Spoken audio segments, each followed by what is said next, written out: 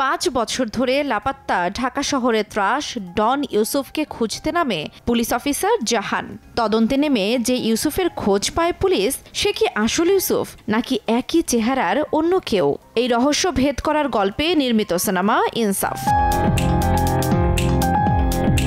সময়ের আলোচিত অভিনেতা শরীফুল রাজের সঙ্গে এই সিনেমা দিয়ে বড় পর্দায় নাম লিখিয়েছেন ছোট পর্দার জনপ্রিয় মুখ তাসনিয়া ফারিন।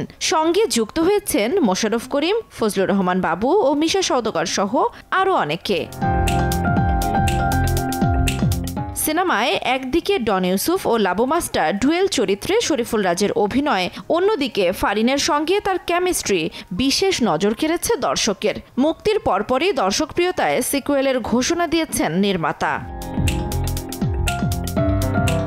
গেল ঈদে মুক্তি পাওয়া অ্যাকশন থ্রিলার সিনেমাটি 4 সেপ্টেম্বর আসছে ওটিটি প্ল্যাটফর্ম চরকিতে।